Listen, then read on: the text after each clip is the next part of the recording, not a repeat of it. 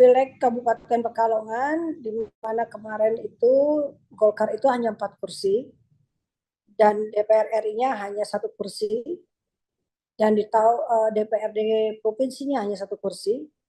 Di tahun 2024 ini alhamdulillah DPR Kabupaten Pekalongan Partai Golkar 9 kursi, naik 125%, dan DPR RI-nya itu 2 kursi, DPR provinsinya alhamdulillah bisa 2 kursi.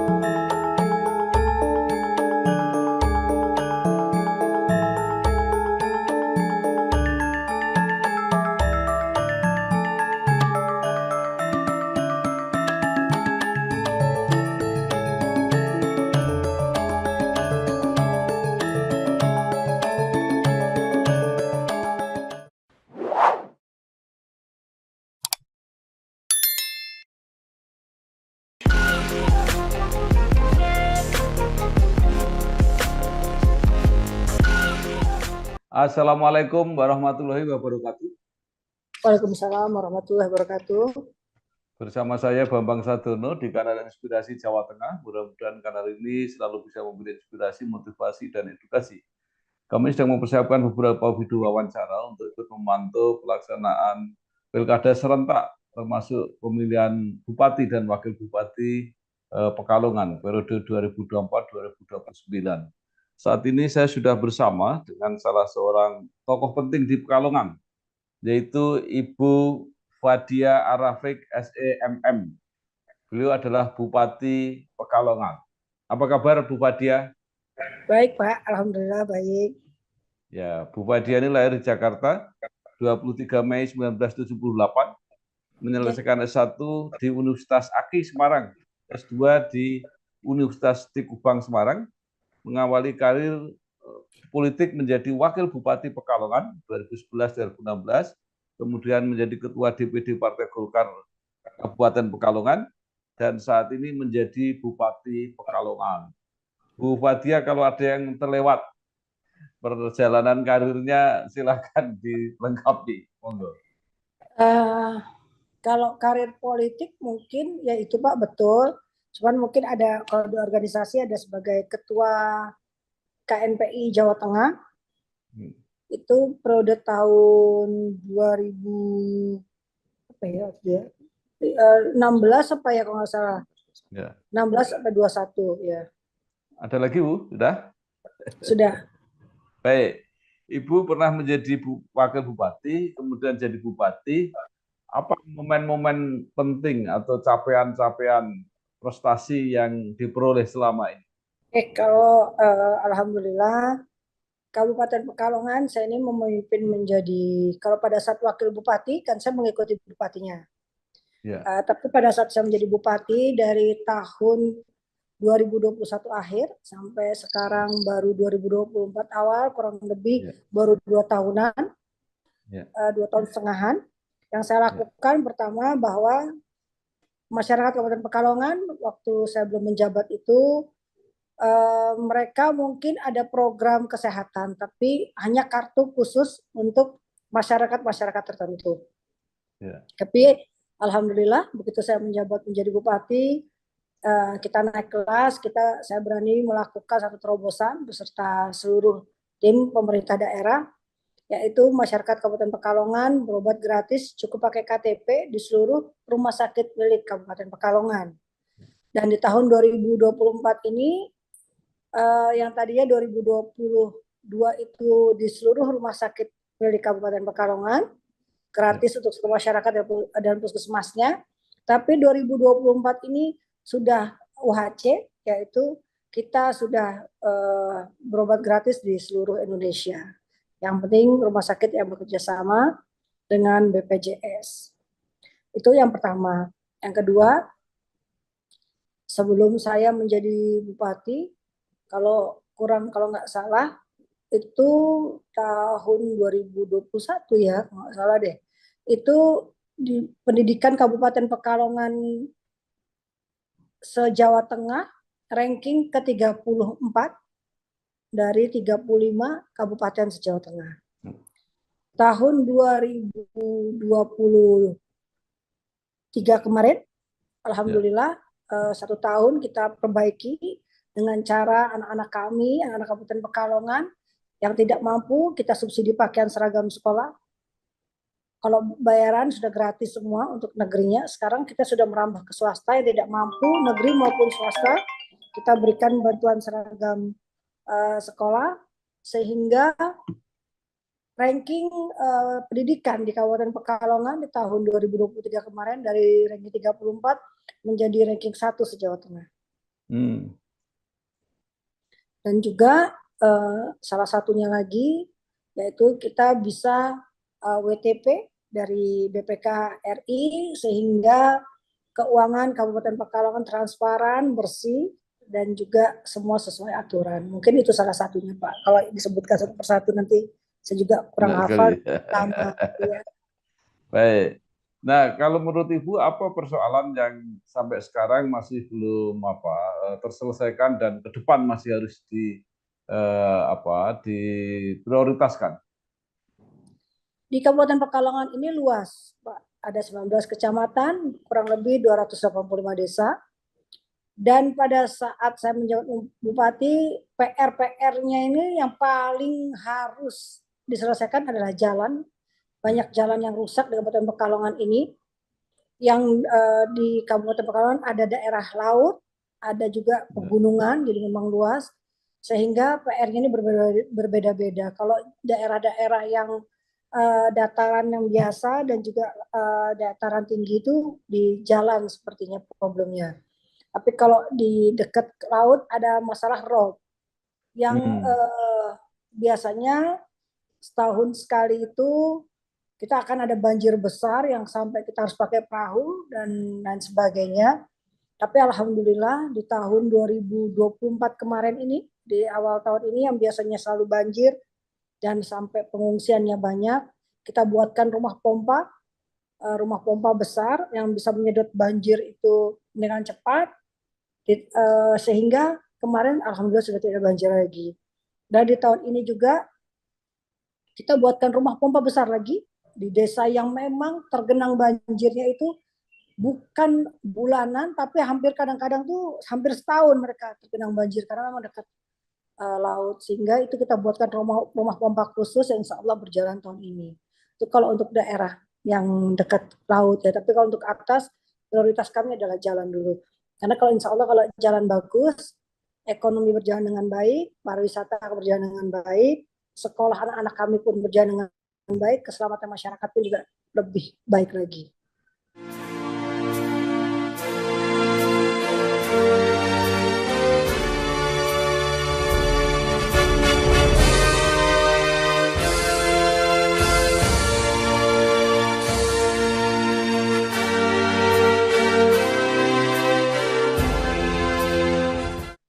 Ya, baik. Ibu Fadia selain Bupati juga Ketua Partai Golkar Kabupaten Pekalongan. Ya, mungkin betul. Bisa diceritakan capaian perolehan kursi Partai Golkar pada Pileg 2024 di Kabupaten Pekalongan. Pileg Kabupaten Pekalongan di mana kemarin itu Golkar itu hanya 4 kursi ya. Dan DPR RI-nya hanya 1 kursi ya. Dan di DPRD provinsinya hanya 1 kursi ya. Di tahun 2024 ini alhamdulillah DPR Kabupaten Pekalongan Partai Golkar 9 kursi naik 125% ya. Dan DPR RI-nya itu 2 kursi, DPR provinsinya alhamdulillah bisa 2 kursi. Dan di mana suami saya sendiri mencalonkan diri menjadi DPR RI, mendapatkan suara terbanyak dari seluruh partai yang lainnya untuk Dapil 10. Ya, baik, luar biasa. Bu, dengan kursi 9 di DPRD Kabupaten Pekalongan, apakah berarti Golkar bisa mencalonkan sendiri pada pilkada ini? Bisa Pak, cukup kursinya cukup untuk mencalonkan sendiri. Nah, Ibu sekarang sudah menjadi bupati sebagai ketua DPD. Ke depan dengan suara yang cukup pasti akan mencalonkan diri lagi sebagai bupati. Insya Allah, Pak. Ya. Nah, apakah Partai Golkar masih akan berkoalisi dengan partai yang lain karena bisa mencalonkan cukup, dan apakah pasangan Ibu sebagai wakil bupatinya masih tetap seperti yang kemarin atau berganti? Kita melihat dinamika politik Kabupaten Pekalongan yang ada, Pak. Tapi yang pastinya karena saya ini sudah terbiasa menjadi ibunya seluruh masyarakat Kabupaten Pekalongan, jadi saya berusaha untuk merangkul semua partai agar bisa bersama-sama dengan Partai Golkar untuk sama-sama membangun Kabupaten Pekalongan bersama-sama. Kalau soal pasangannya ganti, sepertinya kita lihat situasi yang ada, mungkin dari pasangan saya yang nama mau mencalonkan diri sendiri, mungkin kalau saya lihat seperti itu. Jadi memang ya kita insya Allah memang ganti pasangannya, Pak. Nah, dengan situasi seperti itu, kira-kira di Kabupaten Pekalongan akan terdapat berapa pasangan yang akan maju? Kalau malah masalah mendapatkan pasangan itu, kalau melihat kursi yang ada, kalau misalkan memang semua masing-masing ingin mencalonkan diri, ya, mungkin bisa 3 pasang gitu, Pak. Ya, tapi kalaupun tidak, mungkin bisa 2 sepertinya. Ya. Ya. Tapi yang mudah-mudahan juga mungkin bisa 1 aja gitu, Pak. Ya, ya. Baik, bisa 1. Saya melihat gambar Ibu bersama kader PKB kalau tidak salah. Apakah kira-kira pasangan ke depannya dengan PKB? Ya, kami mengikuti, nanti kan kita sejauh ini komunikasi yang baik bersama Partai PKB. Juga kebetulan Partai PKB ini adalah partai pemenang yang ada di Kabupaten Pekalongan, dan mereka juga membuka dengan baik untuk kita bisa koalisi. Dan kalau untuk keputusan siapa wakilnya mungkin masih kami serahkan kepada Partai PKB-nya. Ya, baik, Ibu sudah menjabat wakil, sudah menjadi bupati, pasti ke depan masih punya target kalau nanti menjadi bupati lagi. Apa yang ingin Ibu capai? Apa yang ingin Ibu laksanakan? Yang mau saya laksanakan yaitu saya nggak usah mikir yang panjang-panjang dulu, Pak, ya. Tapi yang saya mau lakukan adalah saya harus memperbaiki PR-PR yang masih ada di Kabupaten Pekalongan ini. Ya. Apalagi kami alhamdulillah mempunyai DPR RI, sehingga komunikasi kita ke pusat, bantuan dari pusat mungkin akan lebih mudah nanti, Pak. Karena kalau kita membangun sendiri dengan kekuatan APBD kita yang dengan PR yang besar seperti ini, mungkin agak sulit menuntaskan PR-PR kita. Tapi kalau misalkan dengan adanya DPR RI yang kita ada dan kita bisa berkomunikasi dengan baik ke pusat, insya Allah PR-PR yang harusnya lama bisa cepat kita selesaikan.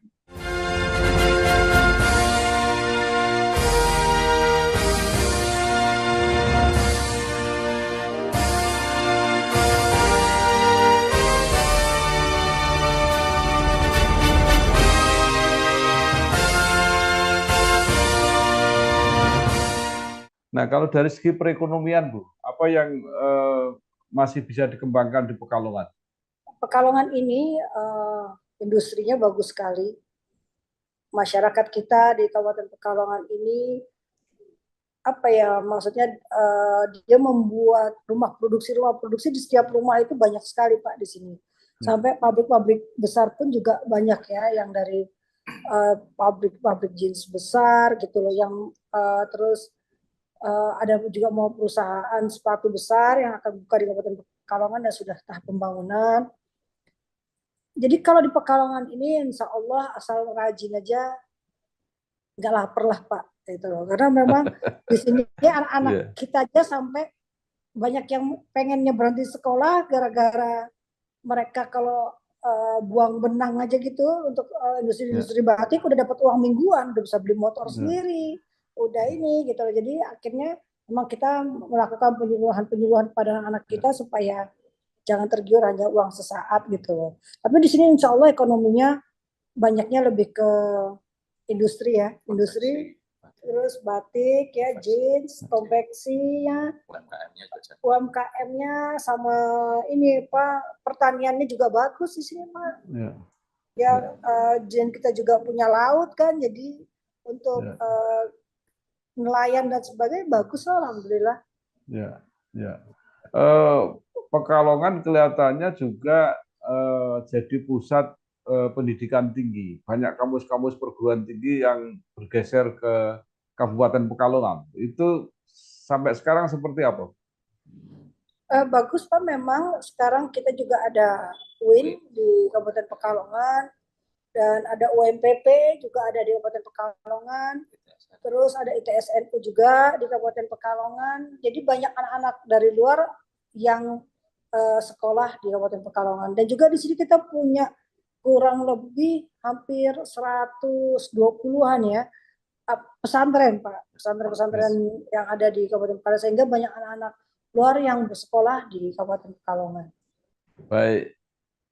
Nah, sekarang apa yang Ibu harapkan kepada masyarakat atau saran gitu ya?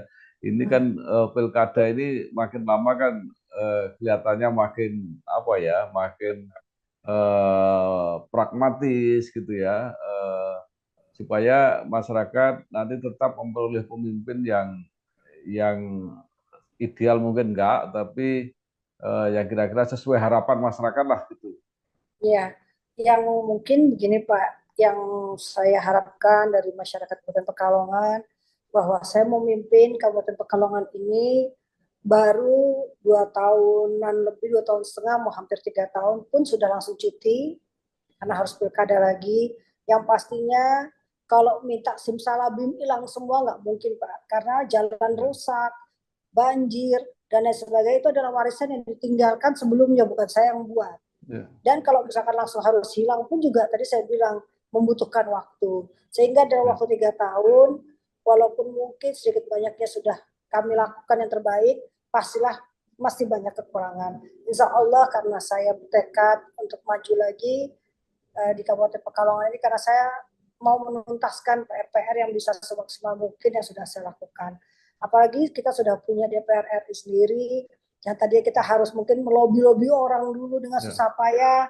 Ini kan sekarang mungkin Golkar kursinya banyak, terus DPR RI-nya juga tambah, sehingga saya pikir insya Allah membangun Pekalongan ini jauh lebih mudah dibandingkan orang yang tidak punya pegangan orang pusat sendiri. Jadi saya harapkan masyarakat Kabupaten Pekalongan kita bisa sama-sama bersatu untuk membangun Kabupaten Pekalongan, bukan mencari kesalahan ini belum selesai, ini belum selesai ya. Nggak, tadi saya bilang nggak mungkin selesai dalam waktu 2 tahunan ini karena memang waktu yang singkat. Di mana lagi tambahnya lagi ada COVID juga pada saat kita menjabat, keuangannya juga terbatas, keuangannya juga harus dilakukan sesuai dengan aturan pusat, tidak bisa seenak-enaknya. Sehingga mudah-mudahan di periode ke depan ini dengan pandemi COVID sudah hilang, kita bisa lebih maksimal membangun Kabupaten Pekalongan. Ya, Ibu sampai sekarang masih menjabat sebagai Bupati. Nanti kalau proses pilkada harus berhenti atau cukup cuti? Karena saya masih menjabat, jadi cuti Pak. Cuti pada masa kampanye saja. Kemungkinan mungkin berapa hari ya? 2 bulan. 2 bulan mungkin Pak. Ya, jadi masih sampai nanti apa terpilihnya bupati yang baru, Ibu masih menjabat? Ya, gitu Pak. Insya Allah kita lanjutkan. Ya, mungkin terakhir masih ada yang ingin Ibu sampaikan? Ya, tidak ada Pak. Saya rasa cukup. Semuanya tadi sudah saya sampaikan. Ya, baik. Terima kasih sekali Ibu Fadia Arafik, SEMM, Bupati Pekalongan. Mudah-mudahan informasi yang diberikan membantu pada masyarakat, khususnya masyarakat Pekalongan, untuk menjalani pilkada ini dengan sebaik-baiknya dan akan terpilih tokoh-tokoh yang memang diharapkan sesuai dengan harapan masyarakat Pekalongan, Kabupaten Pekalongan. Terima kasih. Wassalamualaikum warahmatullahi wabarakatuh. Waalaikumsalam warahmatullahi wabarakatuh.